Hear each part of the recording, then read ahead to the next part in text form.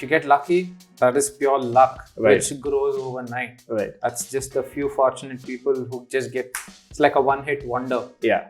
But if you really want to survive, Yeah. it takes time. Right. Like I said, we started in 2010. Mm. Now, when I think of it, I still can't believe I'm with this band for 10 years now. That's longer than I've been even dated my wife and got married to her.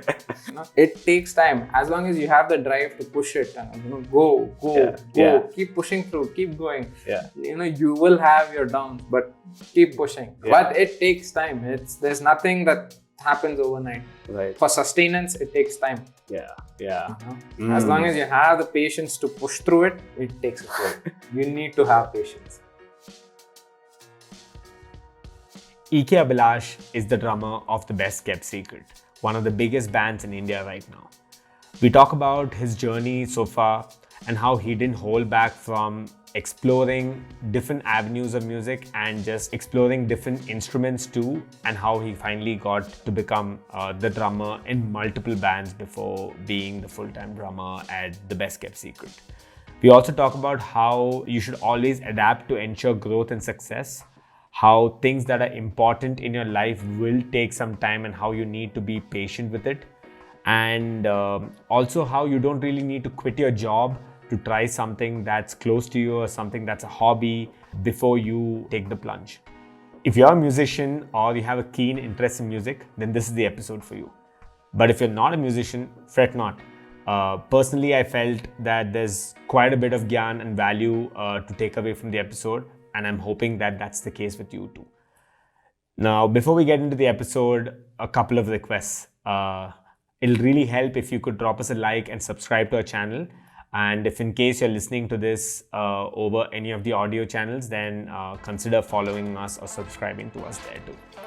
So yeah, without further ado, let's get right to the show.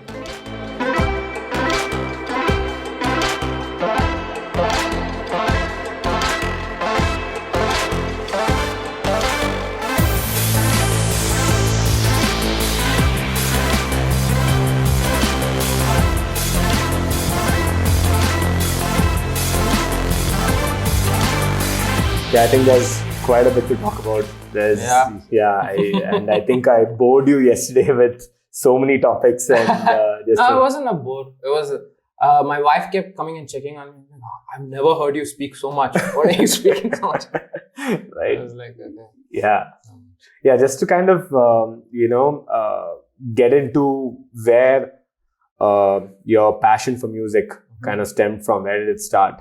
Right, that's basically why I had to get you on the show, and of course people know you from Best Kept Secret and what you're doing right now, but a lot of people don't know where it kind of started, right? So for people who don't know what Best Kept Secret is, if you could just walk us through the band and what you guys have been doing of late before we delve into details sometime later. Best Kept Secret actually was called One Night Stand. Mm-hmm. So I don't know how many of them know now, but yeah, that was the original name. Mm-hmm. And it was actually supposed to be a one-night gig, one-off gig. Mm-hmm. So my guitarist and me know each other from a very long time. So we used to play together and we have competed with each other in college competitions and all that. So so there was this one show where, specifically this gig, where he called me up and he's like, hey, there is this friend of mine getting married. He doesn't have any idea of any band or anything, but he wants some music that needs to happen. And he was like, okay, are you free? Can you come and perform? It's just like, we're not going to rehearse anything. Just come there. Yeah. You know the song. Okay, just get together, play for like an hour or something, and then just get it over with. Right. So I was like, cool, no problem. Yeah. I'm used to all this. So when they met my vocalist, that was the first time I met him. And asked each other okay, what song do you know? So we made a list of about 10, 15 songs. And then we just performed it. And to my stupidity, I forgot to carry something which is important about the drum kit. And I'm like, oh God, what do I do now? And it's okay, anyway, let's just wing it. Let's just do something. Right. And then we performed and absolutely went flawless and everyone had a great time. And we were like, wow, man, this is a good gig. It was nice to catch up with you all. It was a nice jam session. A week, 10 days later, my vocalist again calls up and he's like, hey, there's an inquiry for another show. Are you free? Can you play? It's going to be the same songs. It's going to be the exact same thing. Yeah, same thing. The guy wanted the same songs. And this one, I was like, oh, wow. Okay. I'm like, cool, man. Anyway, I'm free. No problem. Let's do it. So when did that? And as that kept going, from 2-3 shows, it became 15 shows, it became 20 shows. Right. And then we started thinking, man, maybe we should actually like rehearse properly, get our chemistries together, figure out something, and then like, play, even if it's just over the weekends or, for a small club gig or a pub gig or something. Let's just play. And that's how it started. And it went on, and that 2 months gigs went to 1 year, went to 3 years. And now it's almost going to be 10 years since we've been together. Yeah. It's a long time. And I know for the fact that you guys have a lot of gigs and a lot of work that was planned if it wasn't for COVID. And I think you guys will get around to it sometime or the other. But yeah, before we get into those things, if I'm not wrong, you have some music background, right? I'd say all the music background in the world, because it kind of stems from your family. It comes from the kind of education that you've had. So, maybe talk us through what, the impact that your family has had when it comes to music and art. Okay. So, my father's side, most of them are artists. Okay. In the sense, they are in the art field or they have done something related to art more than your medical or your the regular engineering. Yeah. So my dad was a guitarist and a graphic designer. Wow. Yeah. So, but because it's so natural in my family, I never looked at it as like, oh, my dad is a guitarist. Like, wow. Yeah. Like everyone else would come to me and go, man, your dad's a guitarist. Go like, bonkers so cool. about that. Yeah. And I'm like, oh, okay. I see him play every day. So for me, it was just so. I actually got into music very late. So, I'm not that at 3 years and 5 years suddenly realized, oh, I love playing music. I actually got into it quite late. Actually, I got into it only when I got into college and I met my musician friends there. Okay. And that's how it started. And so my dad always, anytime I would talk about music, he's always there. And I was a good listener. I used to listen to a lot of music. And even my mom and my dad, both of them listened to a lot of music. So that kind of built into me. So I knew music that way. And then when I got into college and then I met my musician friends and then got them home and like, hey, look, I have all these instruments. Do you guys want to play? Right. And they're like going bonkers. They're like, oh my God, you have so many guitars and what are you doing? I don't play. My dad plays. And I got belted for that. What's wrong with you? You should have learned all this. I thought you're like some crazy guitarist and you're like, like playing some major riffs and all. No, I don't know anything. So then that kind of grew and then I became like a groupie. Okay. I would go everywhere where the college band would perform and it kind of started there. And actually I was not supposed to be a drummer. I was actually supposed to be a guitarist. Wow. So my friend was like, oh, since your dad's a guitarist, why don't you start playing guitar as well? I'm like, okay, I'll try. It's like peer pressure. Yeah, it actually became peer pressure. And I just turned 18. I was like, man, I need to do something. Right. And I started that and in like 3 to 6 months, I picked up guitaring and I was playing. And then randomly one day, one show came up where my guitarist comes to me and he's like, hey, by any chance, can you play some percussion or can you do something? I know you have rhythm sense and all that. Can you do something? I'm like, uh-oh. I'm like, yeah, sure. I'll try. I don't know what I can do so much, but I'll try definitely. And then we went and did this small acoustic gig where we performed and people actually were like, wow, this is really good. And, yeah. Oh, from how long have we been playing? Like 10 minutes back.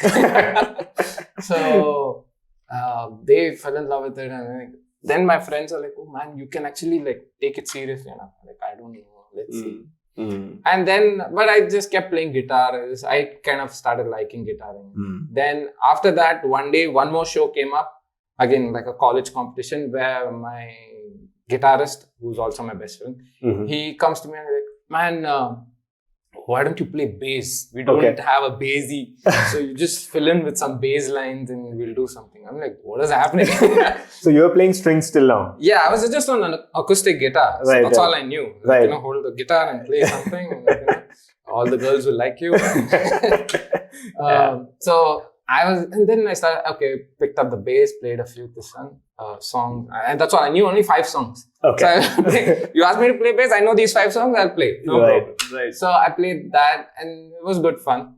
Right. Then, say about 6 months into me getting into music and playing all this, the drummer of the college band, he quit. He said, no man, I'm serious. And he was like a metal drummer. These guys wanted to do some other kind of music, Right. So he was like, no, this is not my scene. I don't want to do this. Right. And then, who to catch? The guy who keeps changing strings. He come back to me and he's like, hey, you've seen you play percussion. I know you're good and all. Why don't you learn the drums?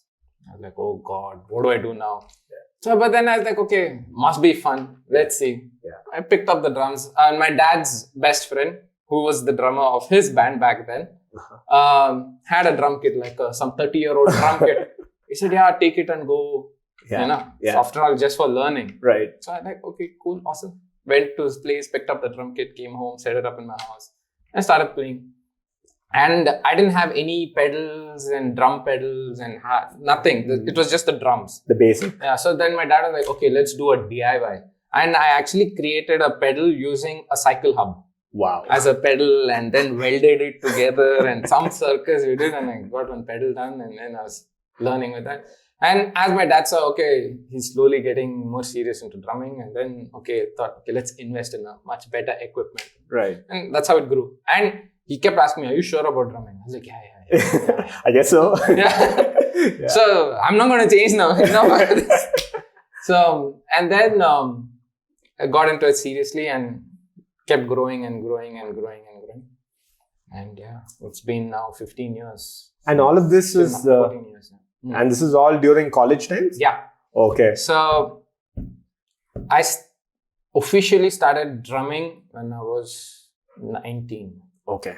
So, which according to you is a little late, but still... it is late. Yeah. No.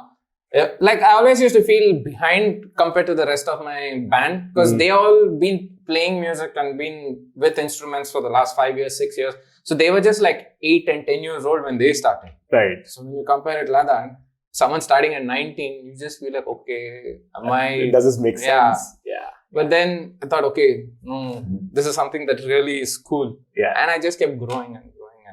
And family support was always there. Like I said, nice. Dad and mom have always been into music. My mom's younger brother was also a guitarist. Wow. Okay. And back in 60s and 70s itself, he used to session for movies and with big artists, used to tour and all that. So my mom knows what it is.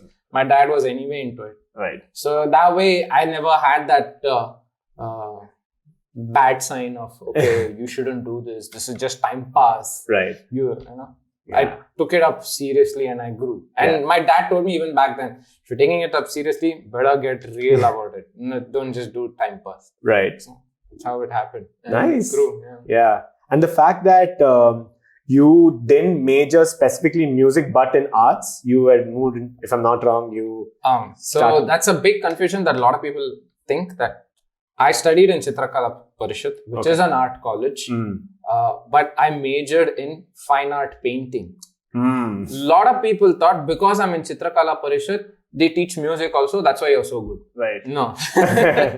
It is strictly art, like fine art. It's a different kind of field, like a different kind of subject. Right. I mean, you get inspired, obviously, but it's 2 separate subjects. There's no...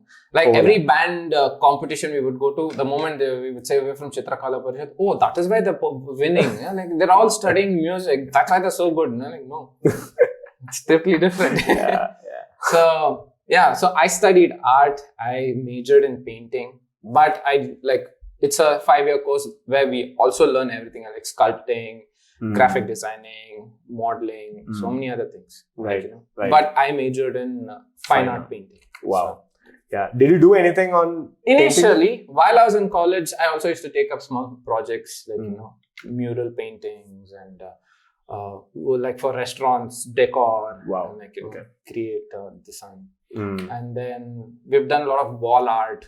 Okay. So, and I have exhibited my paintings in Galleries during our college, galleries, and during our college exhibitions and all that. So I've done that. Okay. So my initial plan was to get into designing and Art. because graphic designing at that time was huge. Booming. So so that was something, and my dad was already into it. So I thought, okay, that's the route to take. I have a mentor already who can train me. Yeah. So, but it just went the opposite side. But little did you know, you also had a mentor for music as well, right? In the same person. Yeah. So that's double just, bonus. Yeah. Like really, and what made you actually choose art? I mean, did you, for some reason, see yourself as an artist, and is it because of a lot of your family members and where they had reached? And of course, that kind of, I feel, talent and art kind of flows into other streams as well. I'm sure that's how you got into music too, right? Yes and no. Okay. Like some people are really good in music, but not so great in art. Vice versa. Both works. So my intention initially was never to get into art. I actually did 1 year PUC studying chemistry, biology, maths, science and computers. Wow. So I did that. Yeah. And I realized this is not happening for me. I went to my mom, I started crying, and I can't do this. Because from a little secret history is, from the day I joined first PUC till I finished my first exam of that 1 year, I had a constant 3 marks on my maths. Wow. Okay. I never went beyond that because I knew only one answer. Okay. So my mom was like, how can you get only 3 every time? Consistently. Yeah. So I was like, this is not my scene. Right. I can't do this. I need to. So another little secret over there is, from childhood, I always was into bikes and cars and and it's always been there since then. And I've been a proper rascal when it comes to all that. At 3 years, I used to do wheelies and skids and this and that. I've fallen n number of times. My mom would be shocked if I had come home without a bruise. Right. So when this first PUC thing didn't happen, I was like, then I researched about finding and seeing if I can do like a diploma or a degree in racing. Wow. And I actually found out a college or like a school in Malaysia, which does like a 1 year course of racing. Okay. And then from there you can progress and get into racing as a full-time thing. Right. So I told this to my parents, like, I'll get in. Relax. Keep quiet. Calm down.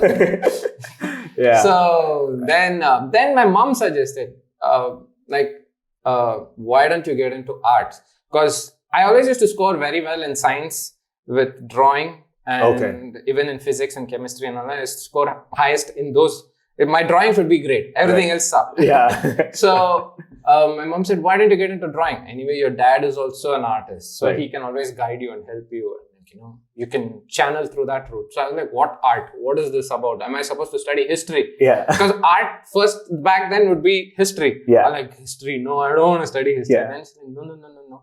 There's art, like doing paintings and doing designing. I was like, oh, interesting. Then my dad went and got the brochures of and luckily, my dad's elder brother studied in that college in the 70s. He was one of the first students in Chitrakala.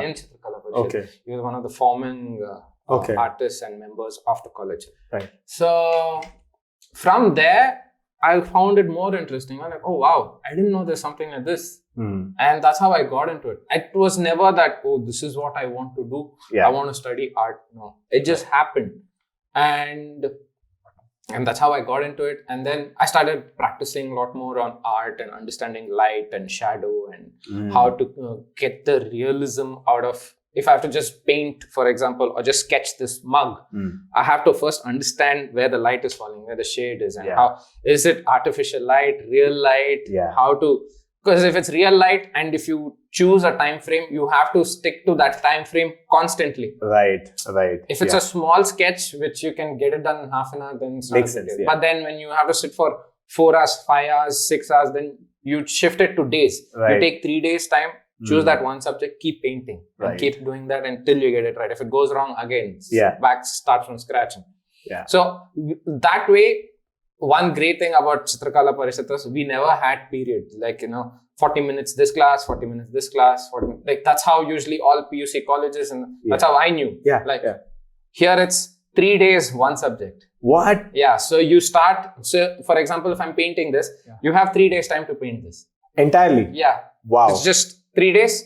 If you finish it fast, try with another material. Like if I do it with pencil, then next I try it with watercolors. Then next, if I get done with that, then I can try it with crayons. Wow.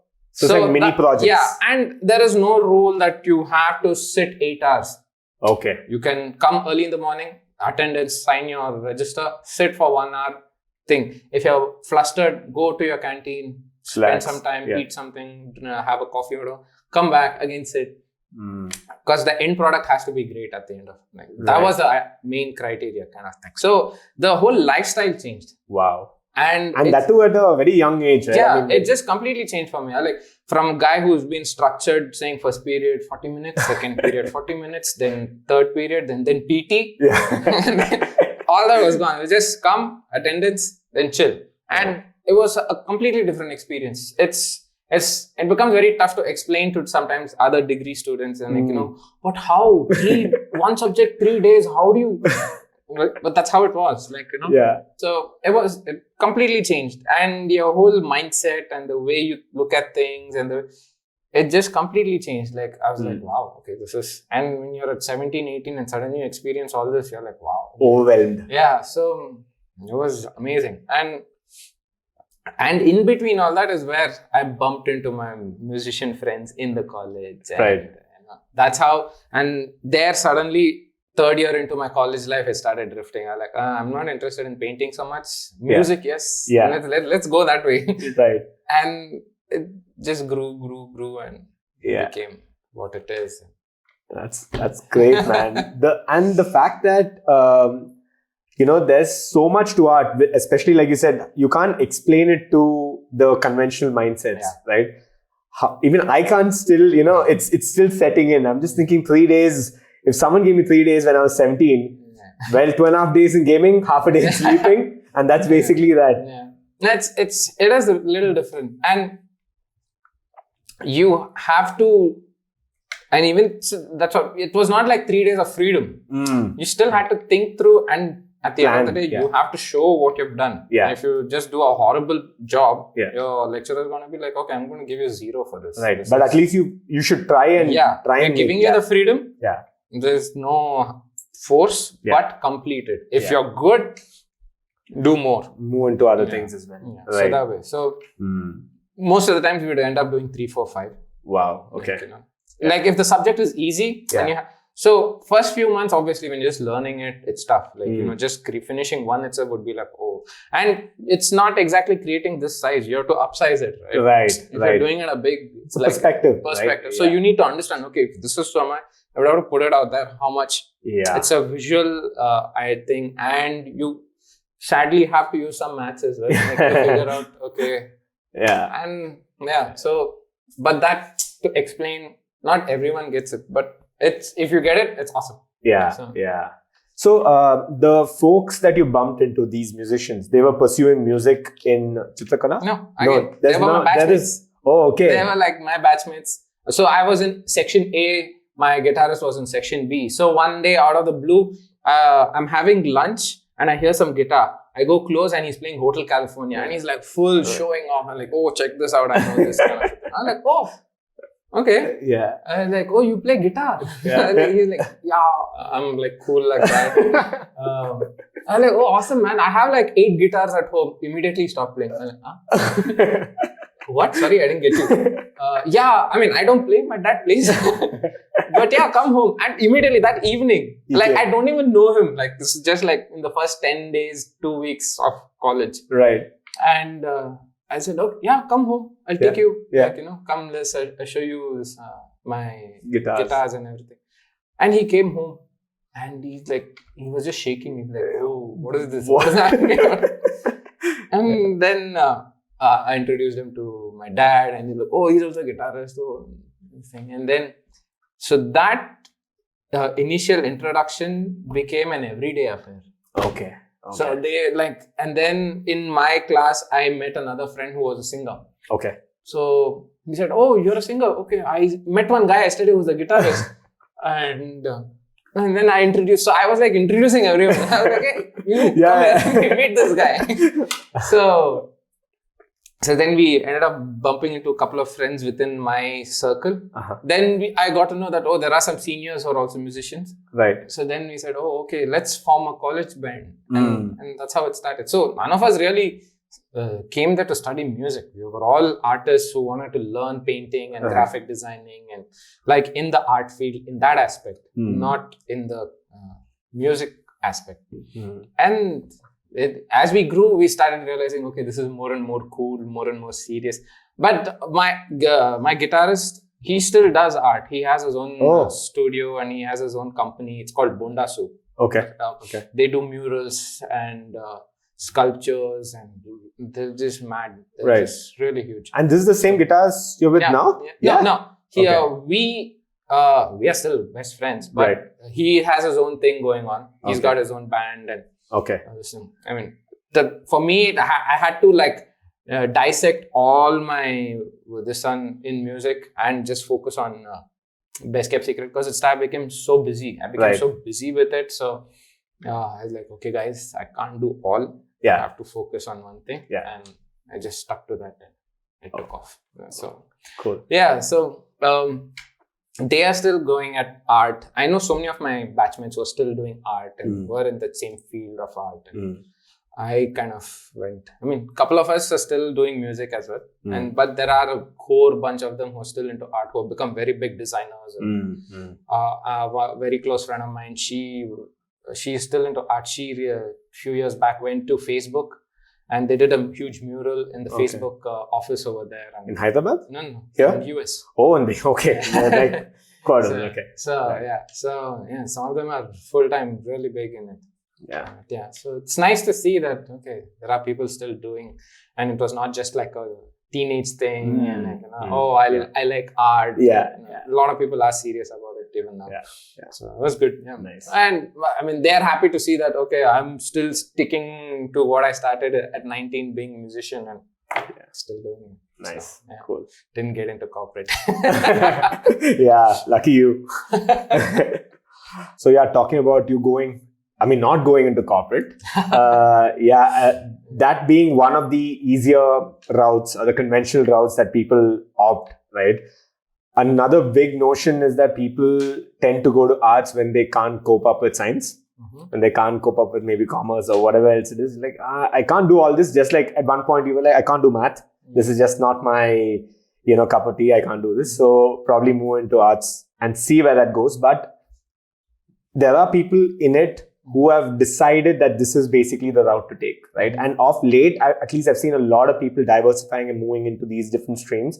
And just like your parents, there are a lot of people who are supporting and, going through. Did you see a lot of folks back then who were pressured into doing arts and then finally just had to, this is just what I have to do now and this is how my life's going to end up? Do you see a lot of those people as well? It has.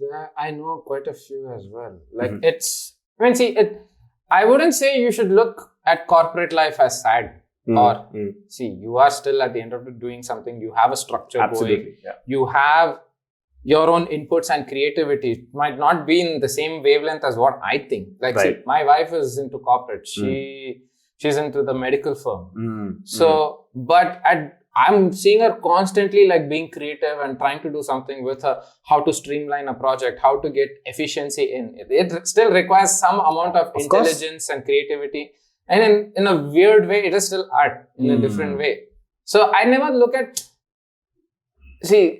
pressure is there in every aspect of life. It's not that just because I'm a musician, I'm rock star, everyone comes to me, I don't need to do. It's never that. It is as tough, if not tougher, as any other job. It's just that some people figure it out and say, okay, this is my scene, I'm good at it. And they just do it. Like, some people, or I could also say that some people like that structured life. I know this is my parameter. This is what I need to. As long as that circle or the square is constantly going on, I'm cool. Right. You know? Right. But there are also who like, oh, I like to do a flower. Right. You know. So, but that's all. For me, I've never been part of a corporate life. I don't know exactly what it means, but I know that if it is something that you really like doing, just do it. Like, you know, you're at the end of the day keeping happy, you're keeping the family around you happy, and you have some sort of satisfaction, because whatever you're doing is still bringing you satisfaction, maybe in other means. Correct. Like, Absolutely. So you can't, I don't see that you should look at corporate life as a bad thing. I look at it as a yin and yang for me. Yeah. I mean, my personal experience is that my wife has the structured thing and she does the whole thing. Yeah. So I have that thing in my head and I know, okay, that side is sorted. So I can become creative on this side and do. As long as both of us are coming together and supporting the cause of us being for each other and supporting the whole thing. So that way. So some people get it, some people don't get it. Actually, even my wife tried to quit corporate. She wanted to do her own thing. She's into cooking and all that. She loves cooking. So she wanted like, okay, I'll try cooking. She did it for a year and she realized she's so used to the structured life that she couldn't get out of it. So she went back again. And she said, and now she's really happy over there. And she's like, no, this is my scene. Right. So some people, like you said, like get into the pressure and just do it, sacrifice it, and like, you know, for the bigger things in life, and they just do it. Some people take the courage and say, okay, let me break that thing and, you know, change and start pursuing what I want to do. And we do it. So I wouldn't say it's a good thing and a bad thing. Yeah. Like, you know, as long as whatever you're doing, you're really enjoying it. See, that is the key for me. Like, you know, if for say, if music was not part of my life, I would still be doing art. And I would still have to find solace in art. And, like, you know, I love doing this painting. I will do it. And, you know, and as long as that painting is bringing me satisfaction and, like, you know, Nothing. So that way, I never look at corporate life, oh, it's like a taboo. You shouldn't. Why? You're an artist. You know, it's fine. It's okay. Do it. It's fine. You know, but as long as that life is still giving you enough freedom to do your other things, and as long as you're making time for yourself to satisfy your needs and wants, you're good. Is what I feel like. See, for me, like I said earlier, I always used to love biking and I was into all that. So when I don't have a show or when there is a free time and when there's nothing happening, I go for bike rides. I take off. I like, you know, that's my Zen mode. I just, you know, I have a couple of friends who are also into biking. I just ask them, okay, are you guys free? Let's just go out for a ride. And we just go for like, you know, a day or a weekend, or just head out in the morning, spend some time and come back. That brings me peace. Right. Like, you know, that's my, And now since because of whole COVID, I can't really commute too far off on the bike. So I've started cycling. So, you know, and I realized, man, I've been missing cycling for so long. So, and it's also keeping me healthy and fit. Of course. So now I'm cycling a lot, and that's bringing me peace and calm, and like, you know, okay, now my mind is fresh. Let's do music. So each one has their own thing. Like, you know, like, see, for me, music has become a structured life now. Of course. I have so many things. Okay, morning I get up, I have my practices, I have my schedules. I need to do this, I need to do this, I need to learn these songs, and then I need to sit and rehearse these songs, and then stitch it together with the band. So it is still at the end of the day a structure. I have to follow it. It's just that I'm lucky and fortunate. It's a passion and a thing that's happening for me. Some people do it this way, but there is a structured thing going on. So like, as long as you figure that part out and rather looking at, oh God, I have to like send out this email. It's horrible. That's when you're a downer. Doesn't matter what you're doing. Even if it's like me getting up in the morning, oh, I have to sit and practice this now. Every day I do it. Why do I have to? You're gone. Right. So it's not that if you go out of the circle, suddenly you're cool. As long as you have and you're doing what you love, you're fine. Right. Yeah, I think there's always an underlying structure or process that is required for anything to be followed through till the end. Right. No matter whether it's passion or whatever it is, right? You'd see most of the successful firms, groups, bands in this space, all of them have a very clear-cut timeline. They have a clear-cut process to it.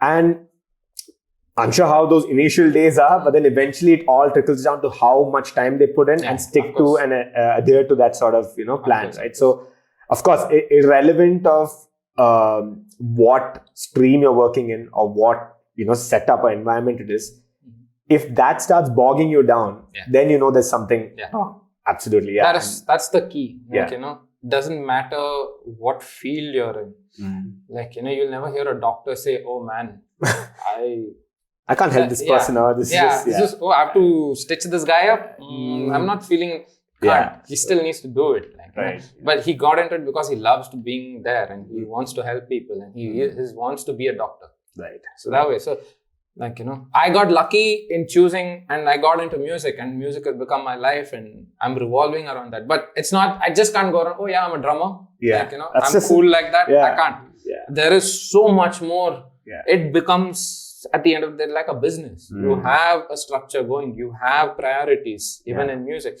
You have certain benchmarks and each thing that needs to be done every day and you need to focus on those things. Yeah. You can't just be like, oh, you call me whenever show is happening, I'll come, I'll play. It can't be that. There is, like now with the whole introduction of social media, you need to create content. You need to create posts. You need to tell what you've been up to. Like, sharing a certain part of your life with your fans and your friends. Like, they know that. Because now that's also become an important factor. Like, how to keep your fans and friends knowing that, man, these guys are still alive during the whole COVID scene. Like, right.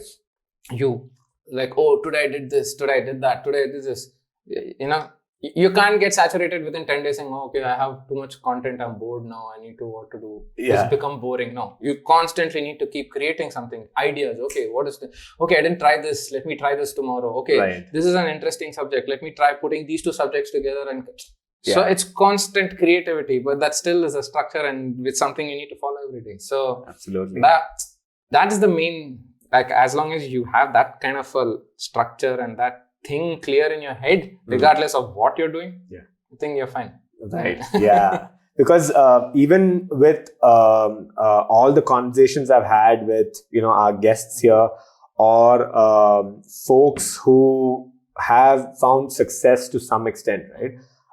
What we've noticed is that the moment it moves from hobby to something you're planning to do full time, you need to kind of, implement that sort of structure, right? Because a hobby is a hobby at the end of the day, which again, there is a lot of preconceived notions. Oh, should I pick up a hobby? I mean, just pick it up, just do it. Yeah. I mean, you have nothing to lose and it's just about satisfying yourself. It's just about how you feel. Yeah. So no one's putting pressure on you, but because of the kind of world we live in, there's so much, you see a lot of people around you who are doing crazy things with, things that probably are hobbies to you. Yeah.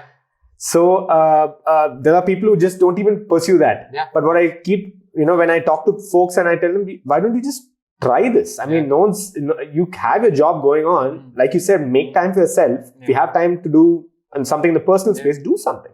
And maybe that can trickle down. Like, for instance, your wife as well, right?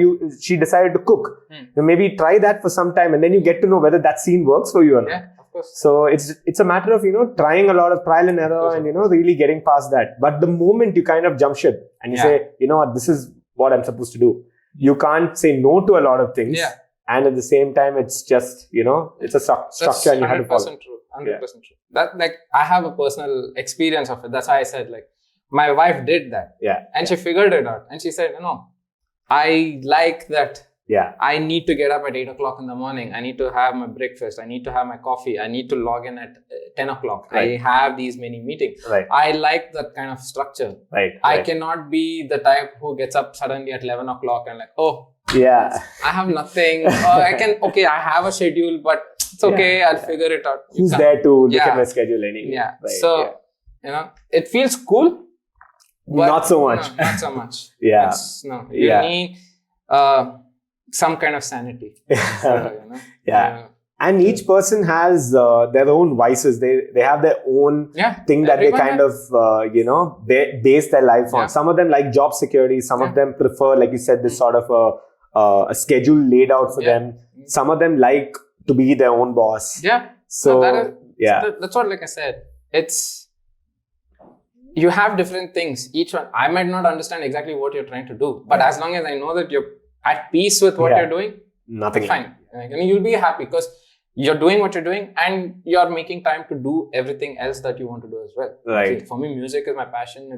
I like, oh wow, I'm lucky and fortunate that I'm doing it. But I also love my biking and my travel and all that. So I make time, though I'm doing what I love. I still make time to do these other things as well. Right. You know? Right. So it's like that. So as long as you have that time and space to figure out, everyone has time and space. It's just a matter of how you figure it out. How you prioritize. And even with passion and, you finding a very purposeful or fulfilling life, you still need to find that balance, right? You can't just work 23 hours a day and say, you know what, I love doing this, I'll just keep going. It's easy to burn out. It's very easy to let it get to you. I've always said this, a man needs to be selfish to himself. Keep yourself happy. Automatically, you'll start keeping everyone else around you also happy. Right. Because you're feeling content with whatever you're doing. You're filling up your empty spaces and you're making time for yourself. Even though I have a wife and everything, I and my family and my parents and all that, I still try to make time for myself. And I try to keep myself happy. The moment I'm happy, I know, okay, I'm cool. Okay, I'm ready to help everyone else out as well. So that's why I keep saying that. Need to be a little selfish. Right. But in a good way. Not that, oh, I'm not going to give you anything. Not like that. This is only for me. No. Right. But in that aspect. So as long as you're able to do that, I think you're good. Perfect. So, now coming back to, I know we went off on, but I think that's great stuff. It's these kind of insights and these kind of, situations that kind of lay the foundation for whatever else you had. And especially, like you said, with the approach to education that you had, they gave you the freedom. They said, this is what you have to do. No one's going to talk to you about this maybe before that 3-day deadline. But when that time comes, you better get your shit together and, show us what you've done. Right? I'm sure that is kind of, still stuck with you till date and you're kind of still, wherever it is, you kind of apply the same thing. Right? So now coming back to this, where you met all these folks, what happened next? Where did music take you? How did you move away from art and then finally into music full time? So, like you already know that I started music with my college band. And we were performing in a lot of college fairs and we had a few offshore shows and concerts. One question I had was, did you guys already have a college band before you guys formed one? No. So you were like one of the first few bands. Like my college didn't even know we have a music band. So they were like, why are these 6 people always absent? Why are they having such low attendance? And I'm like, oh, sir, we are a college band. We have won so many. Oh, we have a college. Our principal is asking, you have a college band? When did this happen? So, that was, and like I said, everyone thought we are from Chitrakala Parishad. Oh, art, it's part of that thing. No. So, but so none of us were ever into any band or anything like that. We were just musicians. Actually, for me, my story started in college. I didn't even know anything about band or music was there, but I'll be a musician, I'll form a band. So we started off from there. We actually our band's name was actually taken from my dad's band's name. Okay. So my dad's band name was called Shikados. Okay. So when we were brainstorming, like, what should we keep our band name? Cool. Tubelight. And I just went to my parents and like, is it okay if we just borrow your band name? Is that cool with you? So my dad was like, yeah, you guys can, on one condition that you are open to all kind of music. Because that's what they were doing back then. They were not like, oh, we only do Jimi Hendrix, or like, oh, we're only going to do Black Sabbath. They used to cover from Bollywood to even, so they had the whole spectrum. So my dad said, one condition is you need to do both English and Hindi or regional languages or whatever. Like, you should be open to music because it's the language by itself, regardless. Right. I'm like, oh wow, never thought of it as an 18-year-old. Like, oh yeah, I thought only Jimi Hendrix was awesome. Then so like, okay, and then I asked the rest of the band. They're like, yeah, cool, no problem, let's do it. And we took the name and that's how it started. And So there was this one show one of our first shows where it was not a competition. It was Okay. like a concert. Like we performed. Right. All of us are like nervous and like, oh God, for sure, what to do. But then it was like, it's okay. Like, Yeah. that's how you learn. Right. So we performed there was this music school in Kormangla. And we performed over there and we had quite a good turnout. Quite a few people came. And the guy who runs that institute got in touch with me and he's like, would you be interested in teaching music? Oh. Teaching music? What is that now? Like, I can play drum, but what is teaching music? Yeah. Like, like to read and write music. I was like, oh. I was like complete shock. I was like, I don't know how to do this. I only listen to music and I play. Like, like, oh, really? Like, yeah, but you have good skill and do you play quite well? Like, I just play, man. I don't know anything about this. He said, okay, why don't you come over for a class? You just see how they teach music and all that. And if it's something that interests you, then you can start teaching the students over there. Right. Like, okay. And then I went for a workshop. So I was like, oh, wow, okay, this is something new for me. And it took a while. It took like 2-3 months to think about it. And then I got back to him saying, listen, I would love to teach, but I think it's better if I learn it myself properly. Okay. I don't want to teach the students wrong things. I can't say, listen to this song, play like that one. I can't do that. I need to make him understand how that is broken down. Right. Seeing and writing helps a lot when you're trying to learn something. So, and then I went I took like a 1 year, almost 1.5 year course, studied how to read and write music. And then as I got a little better at it, then I said, okay, I'll come and teach the basics. And that's how I started taking classes. And then it started becoming every weekend thing. Every weekend I would be there, finished Monday to Saturday afternoon, finish classes, head to the institute, teach Saturdays evenings and Sunday the whole day. Wow.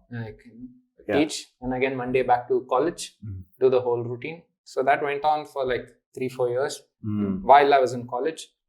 And then once I finished college, I was stuck. I was like, okay, what to do now? I'm done with college.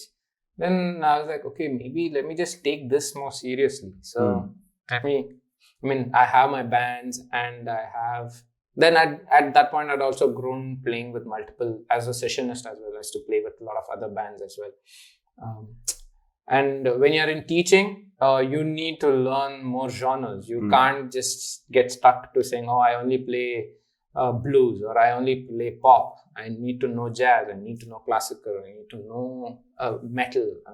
I need to know different, because your students are not going to be only pop students. They have the whole spectrum, So that helped me learn so much. Actually, my students were a big learning curve, because each student had a different kind of idea and a different kind of input. And I had kids who wanted to learn Bollywood music as well. I can't say, Bollywood music is not happening. No, it's still good. There are so many great songs. Yeah. So I would go back home, do my homework, learn the basics, and then come there and teach them.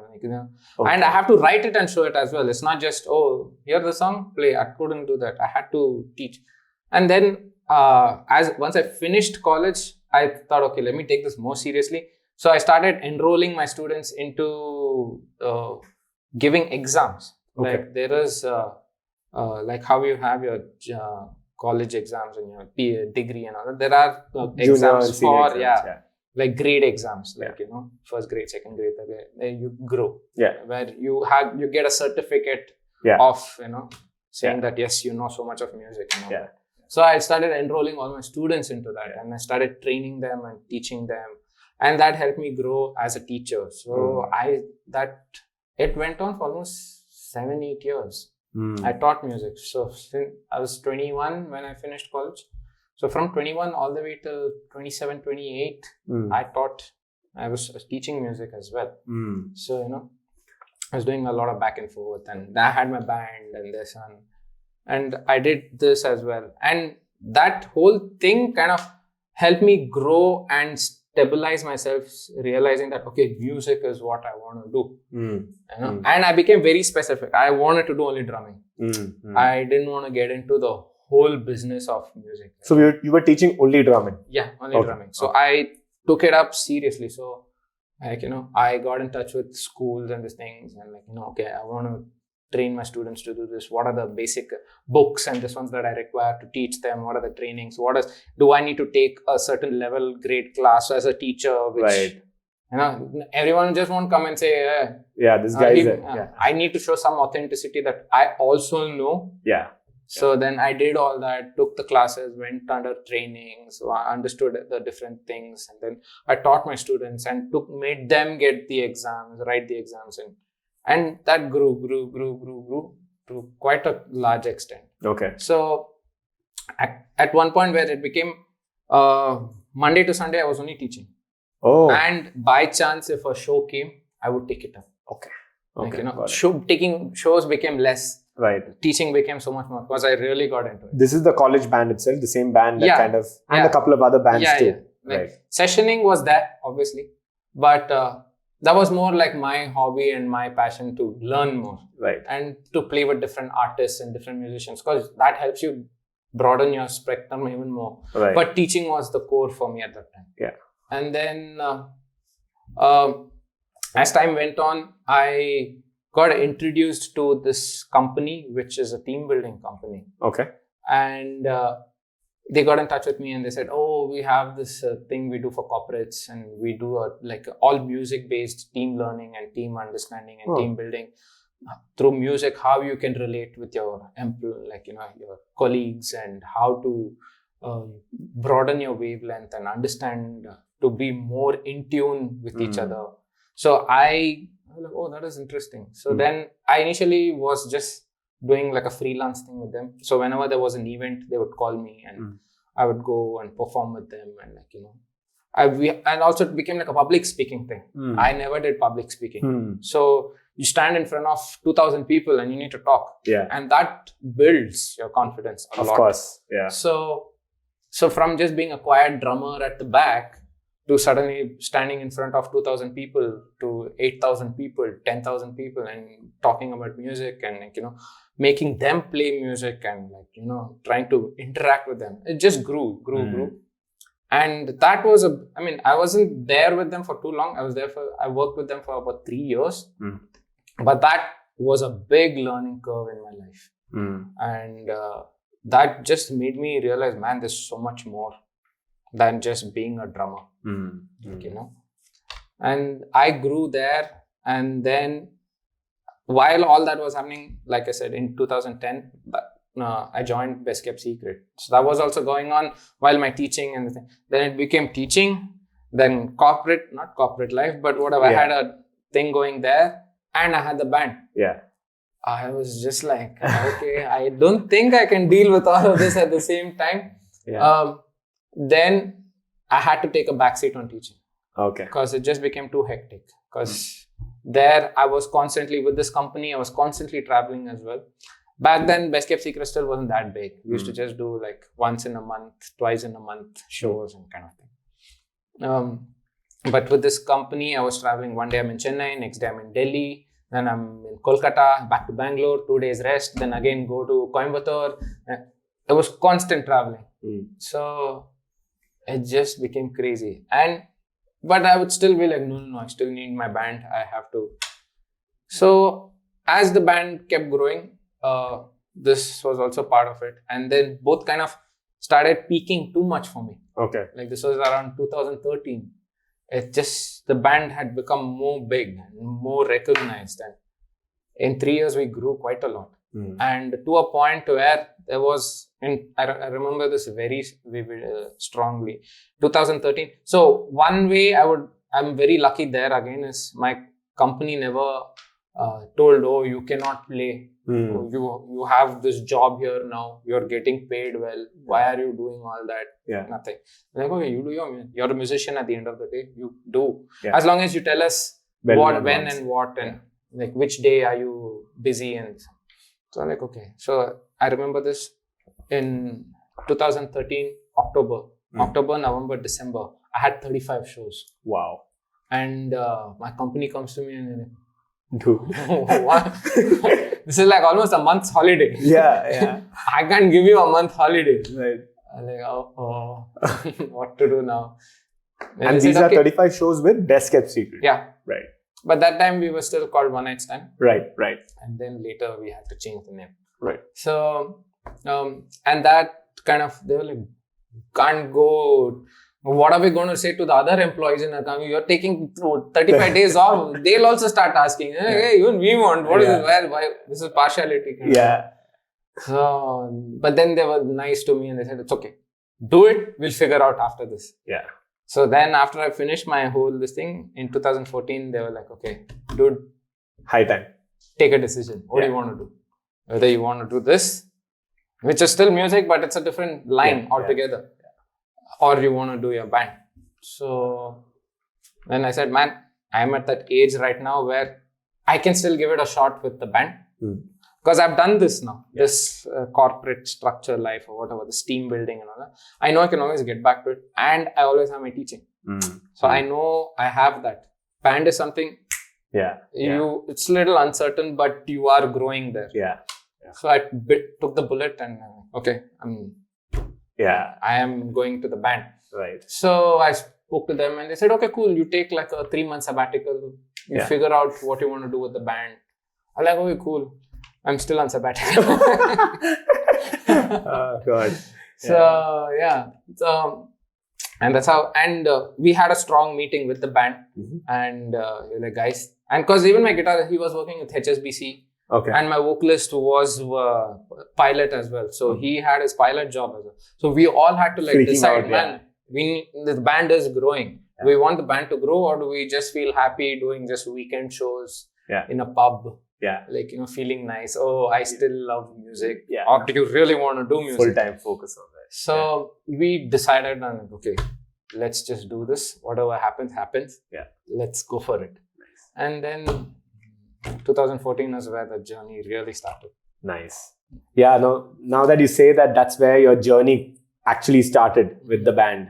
Where did it go from there? And also from a personal standpoint, what were the learnings? What were things that you uncovered as you were part of a band that was slowly growing and catering to different kinds of audiences, right? I mean, even with the kind of music that you guys play, it's not heavily into one type of genre, right? You're not playing metal, you're not playing pop. It's kind of a mix of all of that. So take us through that maybe.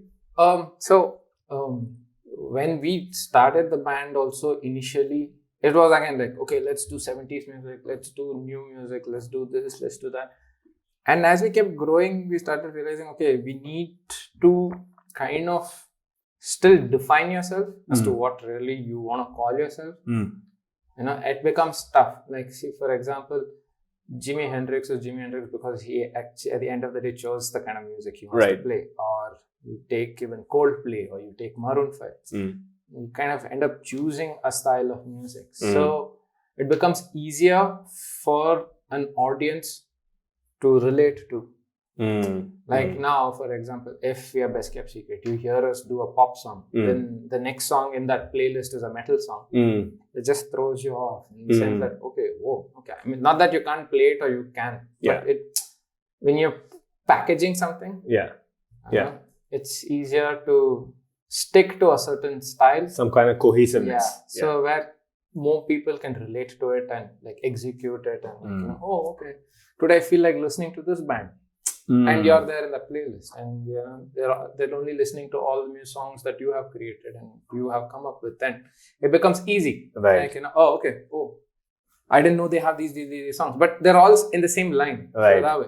Right. So we also had to choose and figure out that, okay, let's stick to pop and electronic kind of music.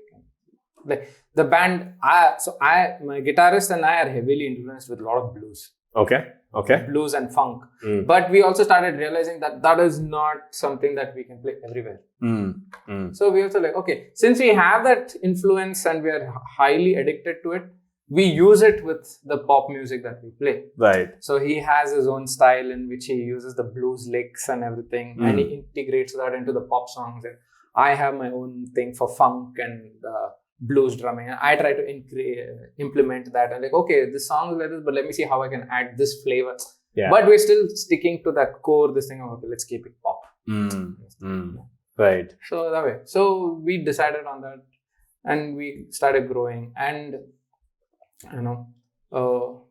we started, apart from just doing club shows and pub shows and restaurants, we started venturing out into doing corporates, and then from corporates we got into festivals, and then from festivals we got into weddings. The one by one, it's a step. As you get more and more recognized, there's that. Again, boils down to how you are putting yourself out there. What are you doing to put yourself out there? And that just made me realize that, like earlier, like I said, you need a structure.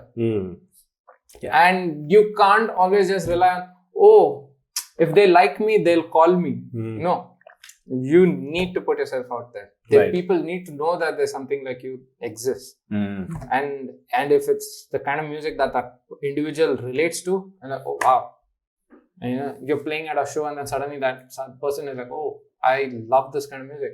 He comes to us and like, hey, I run an event agency, and I really love what you guys do. Do you have anything else? Where all have you played? And then you start saying, okay, we do corporates as well, we do festivals as well. And you're like, oh great, I have this music festival coming up. Would you guys be interested in playing for it? Right. Yeah, of course. So that's what I mean. Predominant thing that all of us realize is, you just cannot be only a musician. You need to know everything. You need to know the business of music. Right. There is something as business of music. So you need to know everything. So you can't just stick to, I can't say that, oh, I'm only drummer of Best Kept Secret. I come, I play. Yeah. And that's it. No, I have so much more to do for the band. Like, I keep track of the routine. I mean, like when are we rehearsing? Where are we rehearsing? What are we doing? Yeah. What are the songs? What is the playlist? Yeah. Then if there's any particular songs that we're recording, I need to make sure that the tracking of it is done right. And each thing. And then my guitarist is predominantly focused on the recording of each thing, the production of the song. I also handle a lot of social media at certain things. If I want to, like, my vocalist handles all the enquiries. People call, and he's the face of the band, so it's easier to get in touch with him. And then so each one of us have figured out our responsibilities in the band. It is not that you take care of it or let the manager take care of it, and that is it. We are awesome. No, it's not that. So you have so much more to absorb, and it's not just that. Not just being, oh, I'm a musician. There's so much more to it. So as we grew, and as the band became big and big, and when we started going international, that changed so much more. Like, we are actually lucky in India where whenever there's a show happening, everything is taken care by the event agency. Abroad, it's not that. You want to perform, you get everything. Wow. Like bring your own. Yeah, bring everything. We are just giving you the stage. You get whatever you want, perform. And a lot of places in abroad is ticketed, because they are very strict about, you pay for the art. Right. You want to come watch someone, you pay, because they are working hard to be good at what they are. You pay for it and watch. Right. So it's everything is, you can't just say, oh, I'll play free. It is, I want to come and watch free. It's not really the principle. So that helped us learn and realize so many more things, and the culture. So, like, we are an English band playing English music in India. It's technically outside language, and when you go there in countries which is their mother tongue, it just changes the whole ball game. Yeah. Whoa. Okay, where did this come from? Right. We never even realized all of this, but it was such a big learning. Even when we went to Germany is so high on, so rich in symphony music and big band, like, your trumpets and your trombones and your clarinets, and they have their, like an orchestra, the full orchestra. Right. Like, we were like, wow. And this is in a music festival. You never see something like that over here. And we're like, man, this is happening in a music festival. You don't see stuff like this. And it was so great. And everyone supports the thing. So we performed in a small village, of about 6,000 people, and the entire 6,000 people were there Right. at the festival Right. watching us, and they're looking at these 4 brown guys, and they're like, who are these guys? Where did they come? What are they doing? And they're speaking English. Yeah, and they're like full shock. But it was a big learning. And even when we went to Singapore, then even when we performed in Dubai, then we had a really amazing gig in Bhutan. Okay. And it was really amazing. Bhutan was quite an experience. I almost missed my flight as well. Oh, okay. So that's another crazy episode. So, but what made us realize is that, man, each part, if you can travel with your music, it's the best thing. Right. The more you explore, the more you learn. There's so much more you can. You might be great here in your own city and in your own country, but there's so much more outside. Yeah. Actually, right now we were supposed to be in Germany for the same festival which we performed, and from there we were supposed to go to Italy. We had a show in Italy as well, but sadly, But hopefully next year things should change, and it's still on the books. Right. It's there. Like, no, you guys are performing. We're doing the whole thing. So this time when we go, we're actually planning to do like a small Europe tour. Okay. Perform in different parts of Europe. Okay. And like, get. So we're trying to get in touch with a manager outside. Okay. From Europe who can help us coordinate the whole thing and do the whole thing. So it's interesting. Yeah. So it's a big learning. It's a very big learning. Like, it just helps you grow, not just as a musician, as an individual, and how the whole thing works. There is an ecosystem of it, and it just helps you grow out of it, and this makes you understand. And there's so much more to it. It's not just playing live. Yeah. There's so much more to it. Right. So that is how we have grown, and every day we're at it. Every day we're like, okay, today no gigs are happening, fine. Instagram, social media, post. Yeah. Okay, today I came up with something new, record it, post. So that helps you stay connected with your fans and your friends, and they're like, oh my God, I was just listening to this. I'm so happy that you guys are doing this. And for my shock, actually, this happened 3-4 days back. I had posted something regarding Germany. I was saying that, oh man, missed it. I wish we were supposed to be here. Hopefully it happened. And some guy who's an Indian living in Germany messages us saying, oh my God, I don't believe that you guys all came to Germany. I wish I knew you guys back then. I'd 100% come and watch you guys. Yeah. So, that's the power of social media. Right. And, like some guy sitting somewhere over there sees us and he's like, oh my God. So, you have to keep yourself updated. Yeah. You cannot just get stuck in that, oh, I'm an old school guy. I love old school stuff. Yeah. You need to be updated. Right. Because that is it's like evolution. It helps you grow to wherever you are. And as long as you have an open mind to grow. Yeah.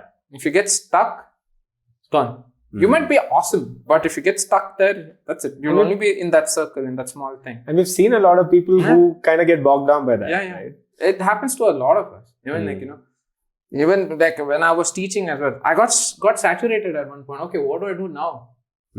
But then I was like, no, discover, find something else, figure out something else, and then again jump, and then see how syllabus wouldn't change in the music when I'm teaching, but I had to become creative in teaching different ways of the same thing. Right.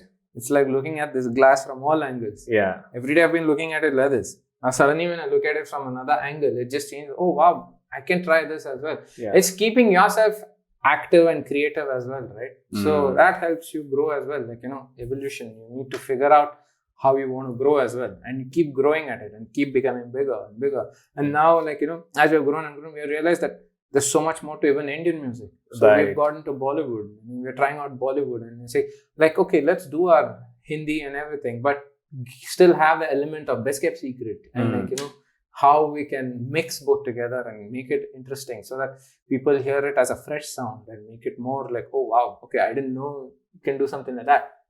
So as long as you're ready to evolve, it's good. Yeah, I think that perception is key, right? Yeah. It's just how you look at it, and it's easy for people to, let's say, take on the perception of a neighbor. So that's primarily what you were trying to say, that people in Germany have a very different way of looking at maybe band music, all of that, the way, compared to how Indians look at it. Of course. Apart from that, I also, this actually reminded me of an interesting story where Apurva and I, my wife, we were on a mini honeymoon, if you want to call it that, in the backwaters of Kerala. She's a Kannadiga and I'm a Malayali, but we, speak in English, right? And just the way we, normally, Bangaloreans speak, right? And we were on this boat and we had a couple of, I think, British folks sitting behind us, just, constantly jabbering about nonsense, right? About 30-45 minutes in, this elderly man, he kind of leans forward and he's with his wife. I think they're on a trip, and he's like, "Where are you guys from?" Like, we're from here. I'm from Kerala, but we stay in Bangalore. He's like, "You sure you're not from UK?" I'm like, "Wait, what are you talking about? Like, you guys speak exactly like how our nephews speak, or how the kids back home speak." I'm like, "Oh, you're from the UK?" Like, yeah, but I don't believe that you guys are from here, because that's the sort of perception that they've always had, right? So the moment, and the funny thing is that kind of opened up a very different sort of a trip, and we were friends through the entire trip. I mean, you don't expect a couple in their 20s hanging out with a couple in the 50s, and because they look at it very differently, right? That's 100% true. Like, even when we were traveling, most of the places we would only converse in English, right? And all those countries, even like we had a show in Jordan, and we had a tough time conversing with. We were trying to shoot over there. We were trying to create like a small video, like a band video over there. So we were trying to get in touch with someone over there who not only is just a videographer but also can speak English. Okay, right. And we had a tough time, and then finally found one person, got in touch with him, and said, "Okay, like this, we want to shoot like this, and we want to do this." Yeah. And the first thing even he asked me, like, "How's your English so good?" Yeah. It's like, I said, like, it's more or less like a mother tongue now for all of us back in India. Yeah. English has become such a natural language that it just becomes so much easy to converse with anybody over there. Right. So they were like, wow. Same thing even happened in Germany. Yeah. Like, couples, like elderly couples came to us and like, "How do you guys speak English so well?" I was like, "What do you mean?" Yeah. Like, even for me at home, when I was growing up, same, my mom is a Kannadiga, my dad is a Malayali. Okay. But I grew up speaking in English with both of them.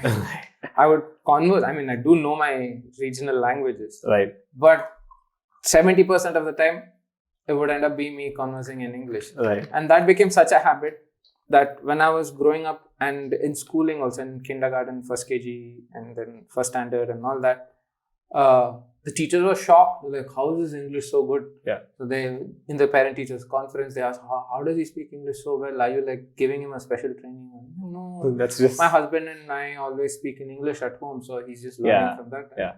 So that just becomes a big culture shock for them. How do you guys know English so well? Yeah. And that's a very Bangalorean thing as well, right? You see a lot of families here who don't know their mother tongues, but have adopted English as their I know tongue. a lot of them. Yeah. So many. Most of our friends are like that, right? You go home, you go to their place and you see their parents talking in whatever is their mother tongue, but with the children, it's in English.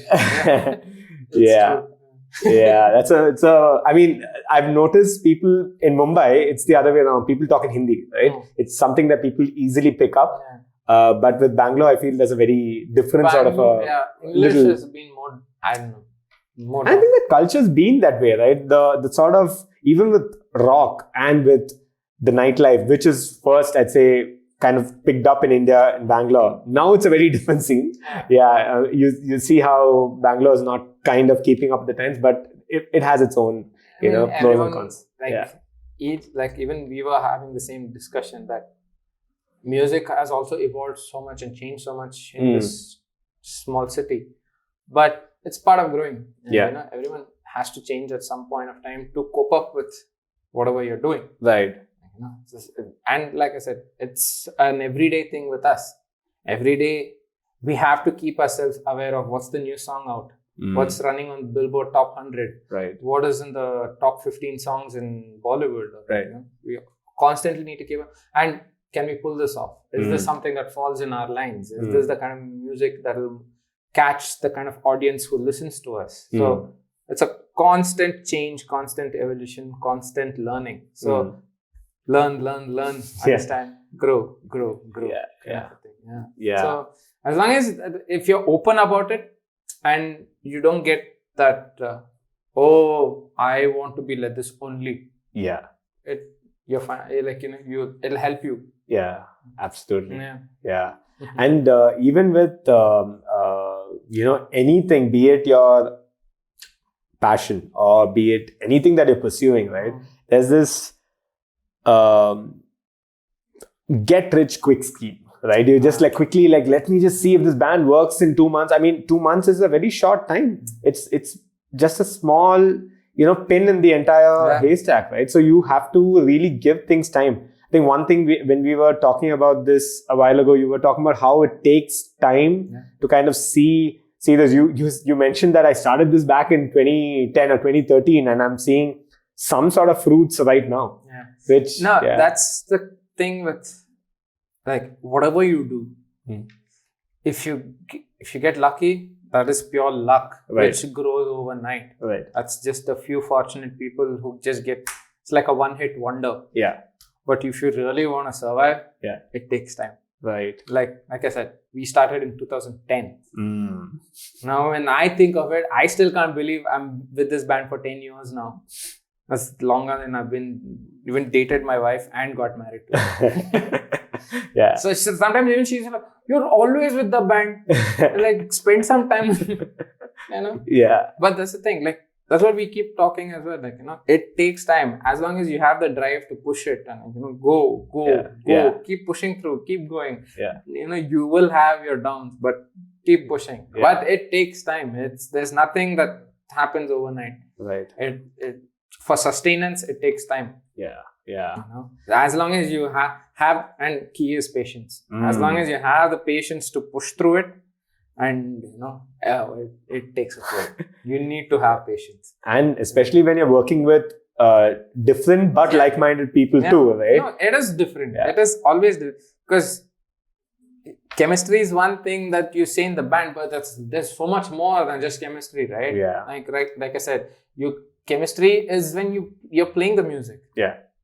Otherwise, we're still functioning as an entity, right? Yeah. So you have to make sure that all of us are agreeing to whatever changes and whatever we want to do as the band grows. Yeah. All of us have to sync. If one guy says no, then we need to justify why you're saying no, and then again go back and forth, figure it out, and then conclude. Let's try this method, and then take it forward, and So that takes a toll. Yeah. You need to have patience to push through all of that. If you don't, trust me. I'm sure you've seen a lot of these kind of arguments. Arguments is always happening. Yeah. But that's given. But that's part and it's part and parcel. Yeah. You can never say that, we never disagreed on a song. It's always there. Yeah. But, come to senses and figure out, not this, what else can we do? What does talk through it? Yeah. If we really feel that song is worthwhile, then figure out how we can execute it in our own way. Right. So it requires patience. Believe me when I say this. 10 years being with a band like this, 4 guys.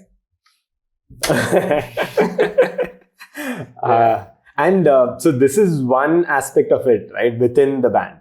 But there's also some sort of a, let's say, a benchmark or some sort of, level that you have to keep going with your viewers, your fans, everyone that you interact with the outside, right? I'm sure you have to obviously be modest about the whole thing to some extent at least. But how have you seen that change over time? Have you seen a lot of instances where you guys have been required to do something that's something that you've never done before, or maybe instances that have taught you along the way that, this band is great, but It has both. It's taken positive and negative ways as well. Obviously, everybody does have a threshold. Like there's only that much you can actually push at times as well.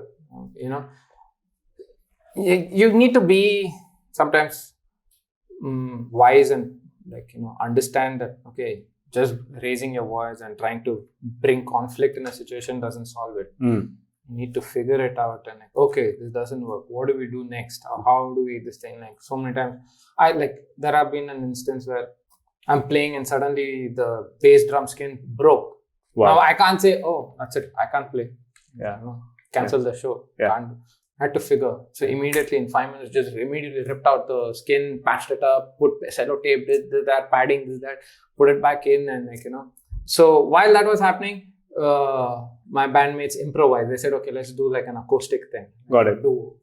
And they just went. So the crowd is still engaged. You cannot leave the crowd hanging, and they shouldn't be like, hey, what is happening? Exactly. So, those kind of things are there. And then suddenly a client says something and it's not going with what you guys are. But you need to figure out, you need to, even if it's not something that you do, you also need to tell the client, why you can't do it. You need to make them understand this. So there is ups and downs, but always try to keep it cool. You cannot, you will never know who you try to trigger the wrong way. Because at the end of the day, it's all in part of the same ecosystem. So there have been rough times and crazy amount of situations, but you figure it out. Come to another conclusion. Do something else. That is still at the end of the day, you're in the business of. And at least I'm in the business of entertaining the crowd and making them feel nice. I cannot go back home saying, sorry guys, my bass drum broke. I can't play anymore. I have to figure out something else. You need to be more open and creative that way. That is gone. What else can I do? Figure out something else. Execute it. As long as you're still fulfilling what you came there to do. So it is. And it happens within the band as well so many times. There is situations where we don't agree on the same answer. You figure it out. You talk through, get it clear. Just holding it inside and it's okay, I won't do it, but I will show you guys at the show.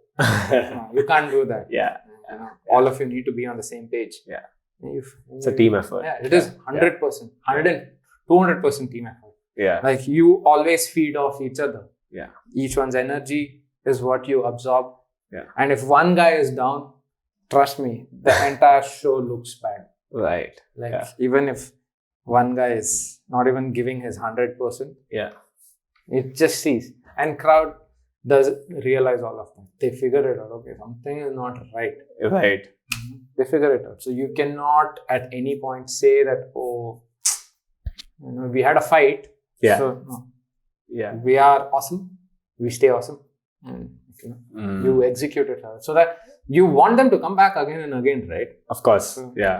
And another thing I think we spoke about, and I'm sure is one of the easiest ways to grow, is to ensure that you do your best, which you were talking about right now, but at the same time also ensure that they go back happy, because you never know who these people are and how these people, your viewers, your listeners, how those can open up other doors. Because I'm sure your journey from India to outside locations as well, be it through corporate or events or whatever it is, all started because you guys were very, you guys are very close to your community. You were at least interacting the right line, right? So I'm sure that holds true for you guys. No, so we kind of make it a rule, or we try to make it a rule. After every show, we do go and talk to our fans and friends and whoever comes there. We're not like, show done. That's go to it. the side, have dinner, leave. No. We finish, we go down, we talk to all of them, we interact with them. We ask them, what did you guys like? Is there something, or get in touch with them through social media, ask them to follow us, and if there's any song request that you guys like, please share it with us. Let us know. We'll definitely try to learn it and next time. So that helps us to bring them back again. Absolutely. So you interact with them and then figure it out, and then okay. And so many times that happened. Hey man, after yesterday's show, this one fan came and she was requesting this song that if we could do it next time. And then we share the song and then like, oh yeah, we can actually pull this off. And then we sit and rehearse it, we figure it out. So that next time when we play, it's there. And we dedicate it to that fan, whoever said it. Right. And like, oh wow. Yeah. Now, and that helps you grow. Like that one fan now suddenly brings 10 more other people. Now those 10 more other people might also have interesting inputs. Right. Or that one friend might be like some major person in some events or something, like whatever it is. Right. And it's all, a lot of it also initially for us worked with word of mouth. Right. That's the biggest tool. Yeah, most of these groups and even companies for that matter, it's organic growth, right? Yeah. It's if you grow organically, nothing will be. Because those people have seen it and they vouch for it because they know. It's not just hearing you online or hearing you through social media and say, oh, the band is good. Yeah. When someone is like, man, I have been to their show. Yeah. Awesome. Yeah. And then you should hire them or you should go watch their show. Or, Right. These guys will be perfect for the situation you guys are looking at. Yeah. That's how it grows. Yeah. Till you reach, even when you're at that point also, it's still like, oh man, you should call this band. Yeah. Even now it happens like that. Right. So. Yeah. And I think the same thing happened to you when you were teaching music, right? That's basically how they picked you out and said, is it possible for you to help out with this whole corporate training? Yeah, of course. Yeah. And that's how I grew as well.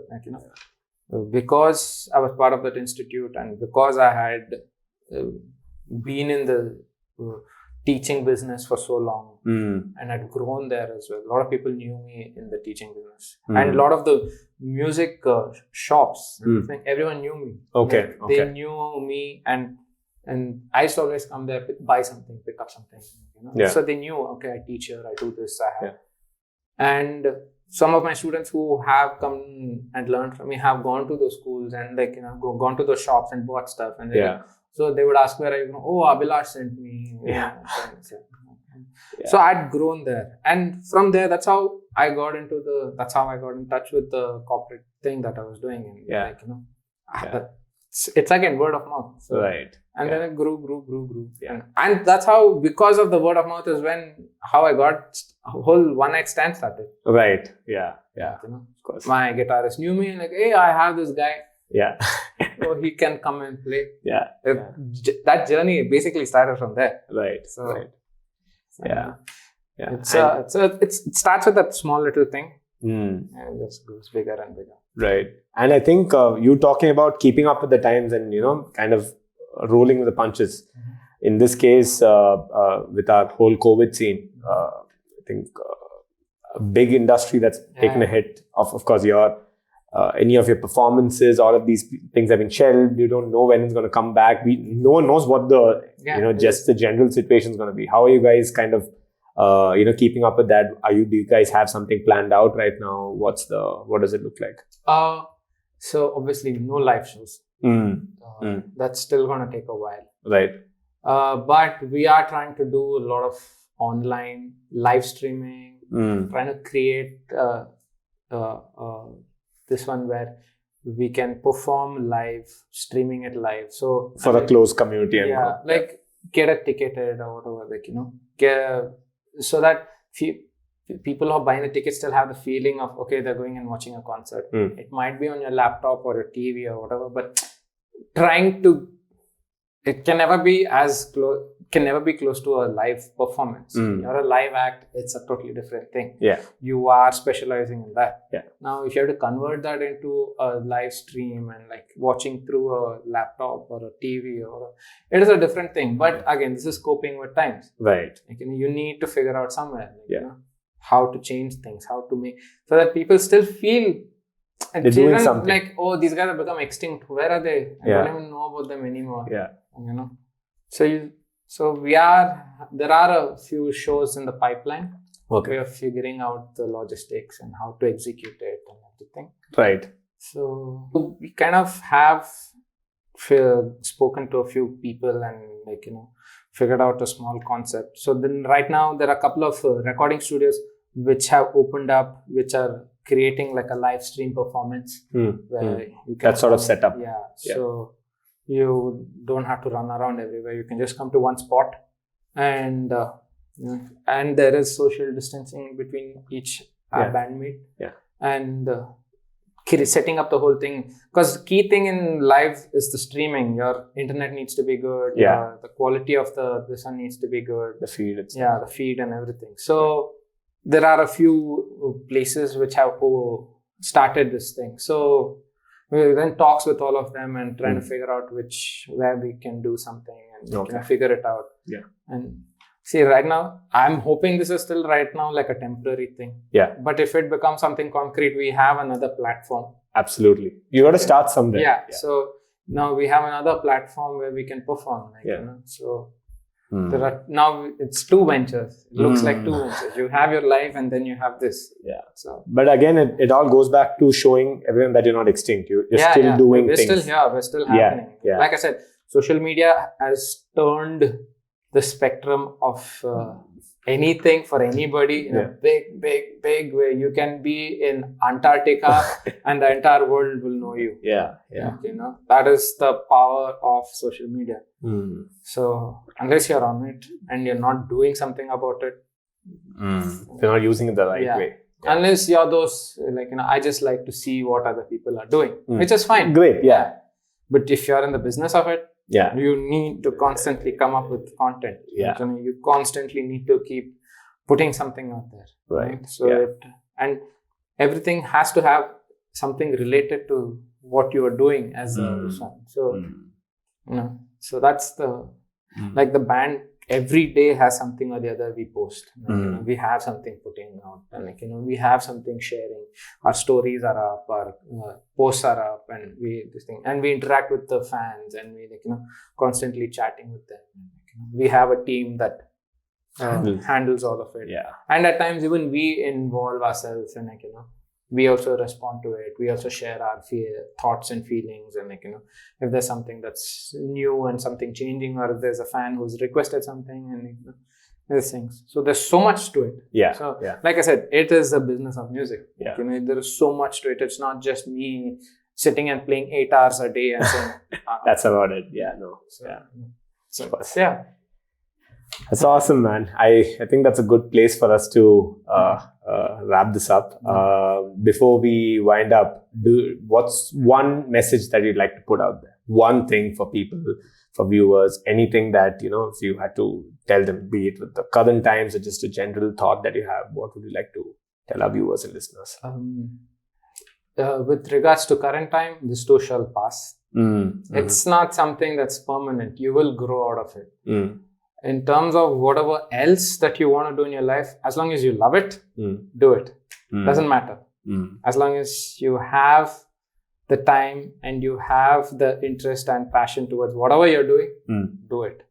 I would never say that only doing this is good. Whatever you're doing, as long as you love it, do it. And you can be the best at it. So that's awesome. Yeah. And if people had to find you online, where can they find you as well as the band?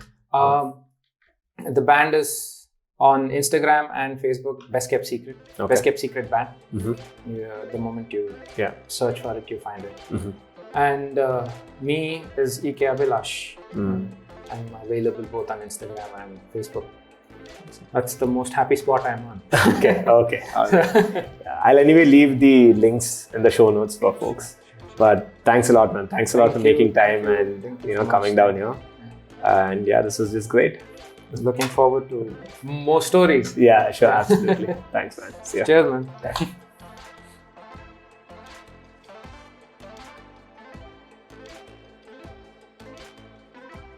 So that was our show. I hope you guys enjoyed it. It'll really help if you could drop us a like or a comment and subscribe to our channel. So I'll catch you guys on the flippity flop, if that's even a thing. I don't know, man. I don't really know how to end this episode. Anyway, I'll see you guys in the next one. Ciao. Bye-bye.